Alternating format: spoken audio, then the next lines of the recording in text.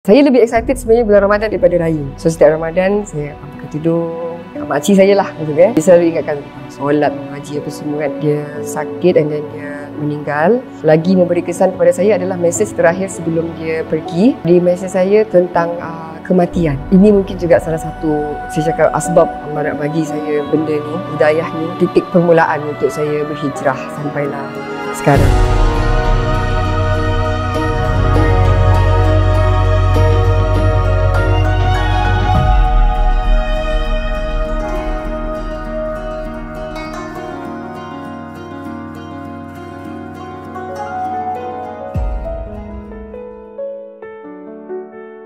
Saya mula niat saya nak berhijrah tu masa start Ramadan 2018 macam tu, 2017-18 lah. So setiap Ramadan saya akan pakai tudung. Saya simpan lah niat tu kan, saya pakai tudung setiap Ramadan. Walaupun after Ramadan saya belum lagi bersedia untuk pakai tudung tu kan. Tapi setiap tahun saya akan buat macam tu. Sampailah 2019 kita COVID masa tu. Bila kita COVID and then saya masih teruskan niat saya. Saya nak pakai tudung Ramadan. Dan bila masa tu saya terus tiba-tiba rasa macam tak nak buka lah. Saya rasa macam mungkin ini time dia, ini waktu dia ni yang tepat ni. So saya cuba je waktu tu. Yang penting saya niat dalam hati saya nak buat kerana Allah. Saya cuba je ni, Allah kau tolong bantu. Itu je saya minta, bagi saya ruang, jalan, petunjuk yang betul. Dan Alhamdulillah benda tu daripada saya punya praktis daripada 2017, 18, 19 sampailah Alhamdulillah sekarang. Semasa tu setiap Ramadan saya macam bulan Ramadan kita excited. Saya lebih excited sebenarnya bulan Ramadan daripada Raya. Jadi Ramadan apa nak buat apa nak buat ni. So saya waktu tu saya macam saya nak pakai tudung lah bulan Ramadan. So saya teruskan benda tu. Itu yang menjadi macam orang kata titik permulaan untuk saya berhijrah sampailah sekarang.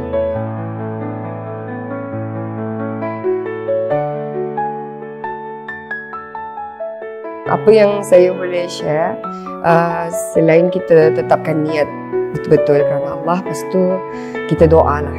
Macam saya doa minta dekat Allah betul-betul. Saya minta dekat Allah je lah, tolong bantu guide saya, bagi petunjuk, bagi apa benda lagi yang perlu saya buat untuk perbaiki diri. Jadi niat dengan doa dan usaha sendirilah kena seiring maksudnya.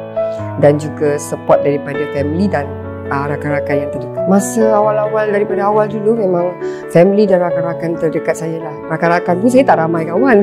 Jadi ada pun masa manager saya, ada kawan saya, ada best friend saya 3 orang.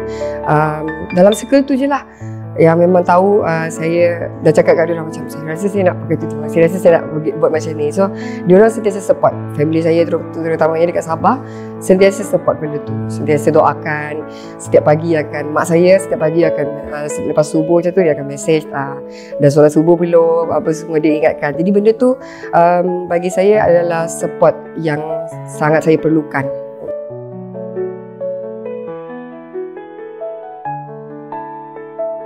Alhamdulillah sebenarnya sebab saya dikelilingi oleh orang-orang yang sangat supportive, dan tambah pula masa awal-awal penghijrahan saya juga saya banyak refer dekat Ustazah Asni, Ustazah Farha, Ustazah Hafiza, and then macam ada ustaz-ustaz juga yang saya refer. So diorang membantu saya, membuatkan saya rasa benda tu bukanlah beban tapi adalah tanggungjawab saya macam tu kan. Jadi saya Alhamdulillah sampai sekarang alhamdulillah saya happy, tak ada rasa terbeban.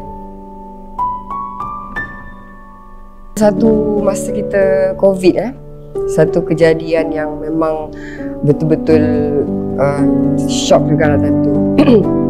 Bila mana umi saya, iaitu kakak kepada mak saya, makcik saya lah maksudnya, tapi saya rapat dengan dia daripada kecil.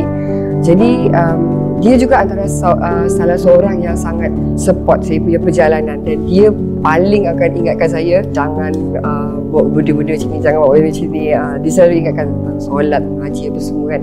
Jadi bila time COVID, Ramadan tak silap saya, dia sakit dan dia meninggal.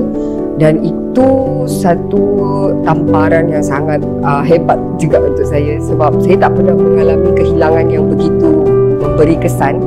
Jadi bila itu terjadi, tambahan pula masa tu saya tengah kerja, saya tak boleh nak berkejar masa tu untuk sampai ke Sabah dengan waktu yang sepatutnya. Jadi saya rasa macam, ya Allah, macam saya tak tahu macam mana nak explain tentu, tapi memang kehilangan yang sangat besar. Dan apa yang lagi memberi kesan kepada saya adalah mesej terakhir sebelum dia pergi.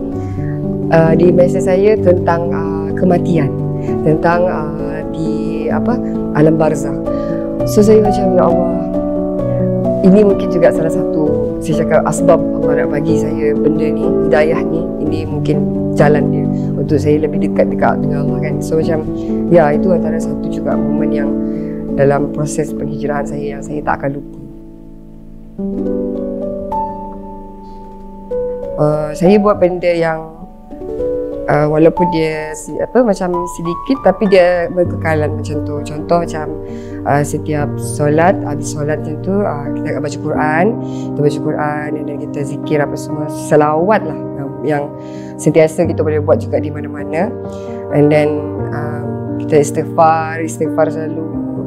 Lepas tu apa lagi, saya selalu berdialog dengan Allah macam tu. Saya selalu berdialog dengan dia. So dia faham apa, walaupun bahasa beza-beza, tapi dia faham apa dalam hati kita kan. Saya selalu cakap kat dia, Allah pengampun, kau maha pengampun ya Allah, dan maha mengampuni, ampunilah aku ya Allah. Itu je, hari-hari minta itu je dengan Allah, insyaAllah.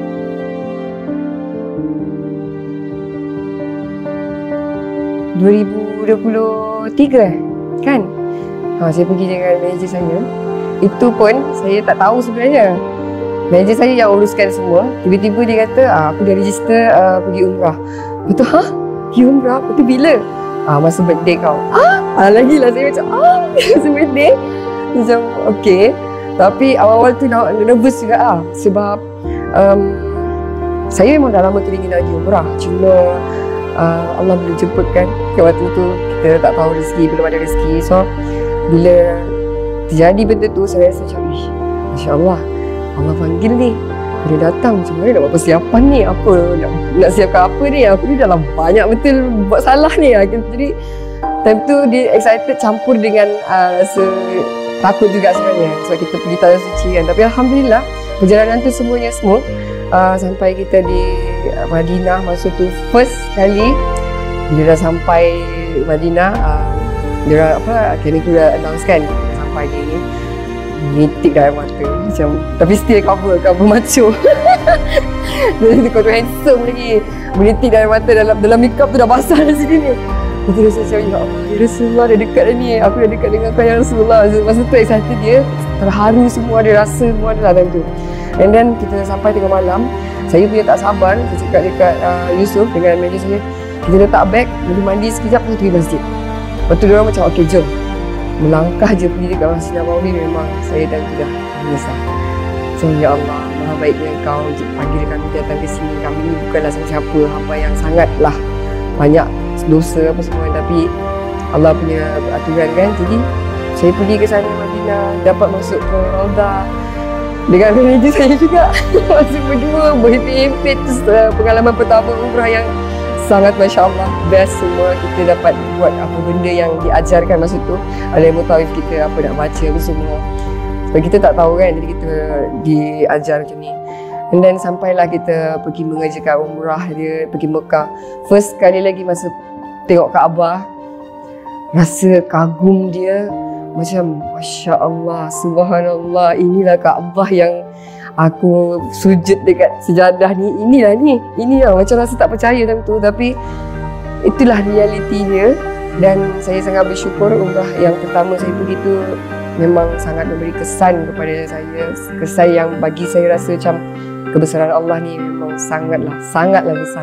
Keagungan dia, dia punya baik dia, Allah ni dengan kita, maha baiknya dia mengajar kita semua. Macam best Masya Allah. Dan kali kedua pergi, saya buat DIY. Sebab kebetulan time tu saya daripada Syria, buat misi dekat Syria. And then masa bulan Ramadan, so Yusuf dah kebetulan ada dekat situ. So saya pergi dari Syria terus pergi ke Mekah, dapat buat umrah dan time 10 Ramadan terakhir. And then pergi ziarah Rasulullah. Itu pun pengalaman yang tak boleh dilupakan juga sebab bulan Ramadan kan. Dan tak tahu, bila kali ketiga pun pergi, dia mencabar sebab kita tak biasa dengan satu cuaca, masa tu sangat panas dekat situ. And then bila kita nak jalan kaki pergi masjid kan, selalu kita kat sini kalau puasa kita kat rumah je kan, perempuan lelaki je dah pergi masjid kan, tapi kat situ kita mesti nak pergi masjid. So cabaran dia dekat situ lah, ada puasa kena pergi jalan kaki juga, lepas tu haus lah semua. Tapi bila fikir balik, tak boleh ni, tak boleh lari fokus, ni bukan selalu dapat ni Ramadan kat sini kan. So macam Alhamdulillah lah, itu pengalaman yang sangat siba. Pergi pula dengan bapa mertua dan mak mertua yang memang saya tak pernah pergi travel dengan diorang lama-lama, selalu pun balik kampung kan. So ni macam okey, Allah pilih aku untuk pergi dengan mak mertua aku, dengan bapa mertua aku. So Alhamdulillah, umrah dengan diorang sangat best sebenarnya. Saya tak pernah pergi dengan orang tua atau mak saya sendiri pun tak pernah, tapi dapat pergi dengan diorang saya rasa macam best lah, macam tu. Sampai orang dekat sana pun terkejut, nanti Mak Zika, tak lama Mak Yusof, Bapak Yusof juga pergi dengan mak mertua jarang-jarang ni. Macam tak tahu nak cakap apa, tak tahu nak bagi reaction apa, tapi Alhamdulillah itu rezeki Allah dah bagi kan. Dan sampailah selamat sampai ke tanah air, Alhamdulillah.